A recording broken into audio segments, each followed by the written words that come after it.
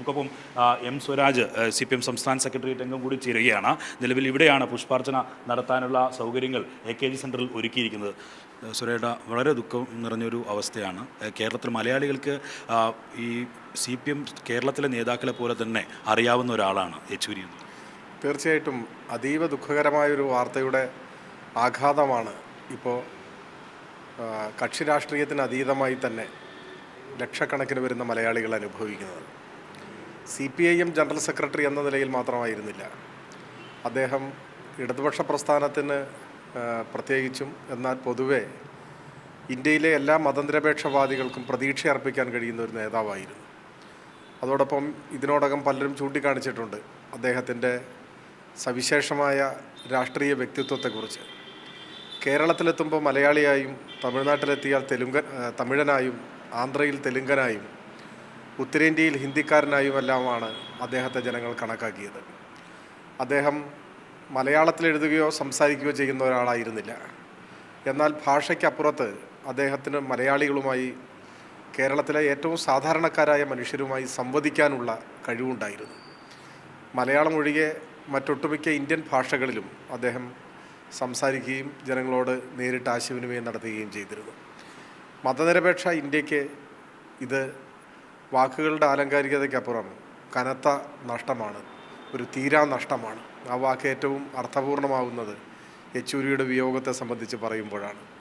96-ലെ ഐക്യമുന്നണി സർക്കാരിൻ്റെയും അതുപോലെ 2004-ലെ ഒന്നാം UPA ഗവൺമെൻറ്റിൻ്റെയും ഒക്കെ മുഖ്യ ശില്പിയായാണ് യെച്ചൂരി വിലയിരുത്തപ്പെടുന്നത്. അതോടൊപ്പം ഈ കഴിഞ്ഞ 18-ാം ലോക്സഭാ തെരഞ്ഞെടുപ്പിൻ്റെ മുന്നോടിയായി രൂപം കൊണ്ട ഇന്ത്യ സഖ്യം, ഇന്ത്യ കൂട്ടായ്മ, ആ കൂട്ടായ്മയുടെയും പ്രമുഖ ശില്പിയായിരുന്നു അദ്ദേഹം. രാഹുൽ ഗാന്ധിയെ പോലെയുള്ള കോൺഗ്രസ് നേതാക്കന്മാരുടെ അനുശോചന സന്ദേശത്തിൽ തന്നെ അത്തരം കാര്യങ്ങളെ സംബന്ധിച്ചെല്ലാം വിശദീകരിക്കുന്നുണ്ട്.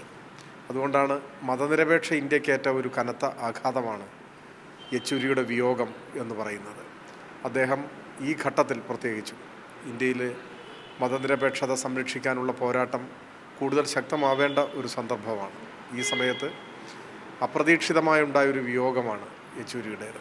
അദ്ദേഹം കുറച്ചുനാൾ ആശുപത്രിയിൽ രോഗബാധിതനായി കിടന്നിട്ടാണ് മരിക്കുന്നതെങ്കിലും അതിന് തൊട്ടു മുൻപ് വരെ പൂർണ്ണ ആരോഗ്യത്തോടെ ഊർജ്ജസ്വലമായി രാഷ്ട്രീയ ഉത്തരവാദിത്വങ്ങൾ ഏറ്റെടുത്ത് ഇന്ത്യയിൽ എല്ലായിടത്തും ഓടി നടന്ന് പ്രവർത്തനങ്ങൾക്ക് നേതൃത്വം കൊടുത്ത നേതാവായിരുന്നു സീതാറാം യെച്ചൂരി.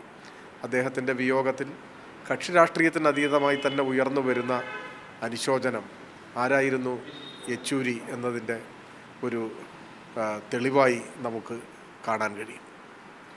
ഈ പ്രതിപക്ഷ ഐക്യനിര കെട്ടിപ്പടുത്തുന്ന ഒപ്പം ഭരണപക്ഷത്തിനെതിരായ, പ്രത്യേകിച്ച് മോദി സർക്കാരിനെതിരായ വലിയ വിമർശകനായൊക്കെ യെച്ചൂരി മുൻനിരയിൽ തന്നെ ഉണ്ടായിരുന്നു. ഒപ്പം തന്നെ അതിൻ്റെ പോരാട്ടങ്ങളിൽ, അതിൻ്റെ നിലപാടുകൾക്കെതിരായ സമരങ്ങളിൽ നേരിട്ട് ഇറങ്ങുന്ന ഒരു ആൾ കൂടിയായിരുന്നു. പക്ഷേ എന്നിട്ടും നരേന്ദ്രമോദി ഉൾപ്പെടെയുള്ളവർക്ക് യെച്ചൂരിയെ അനുസ്മരിക്കേണ്ടി വന്നത് ഈ ഇടതുപക്ഷത്തിൻ്റെ ഒരു ഏറ്റവും പ്രധാന മുഖമായി മാറിയ ആളാണ് എന്നൊക്കെയാണ്. തീർച്ചയായിട്ടും ഇന്ത്യൻ പാർലമെൻറ്റിൽ ഇടതുപക്ഷത്തിൻ്റെ അംഗബലം ഇപ്പോൾ വളരെ വലുതല്ല എന്ന് നമുക്കറിയാം.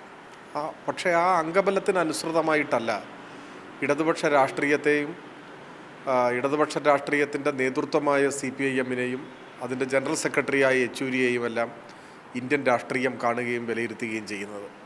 പാർലമെൻറ്റിലെ അംഗബലത്തിനപ്പുറം നമ്മുടെ രാഷ്ട്രീയത്തിൽ ഒരു ബദൽ കാഴ്ചപ്പാട് മുൻപോട്ട് വെക്കുകയും ജനാധിപത്യ മതനിരപേക്ഷ ശക്തികളുടെ യോജിപ്പിനു വേണ്ടി കനപ്പെട്ട സംഭാവനകൾ അർപ്പിക്കുകയും ചെയ്ത ഒരു നേതാവ് എന്ന നിലയിൽ സീതാറാം യെച്ചൂരി ഇന്ത്യൻ രാഷ്ട്രീയത്തിലെ തന്നെ ഏറ്റവും ശ്രദ്ധിക്കപ്പെടുന്ന നേതൃത്വമായി, നേതൃതലത്തിലെ അസാധാരണമായ സംഘടനാ വൈഭവവും പ്രത്യയശാസ്ത്ര ദൃഢതയുമെല്ലാം ഉള്ള അയാളായി വിലയിരുത്തപ്പെടുന്നുണ്ട്.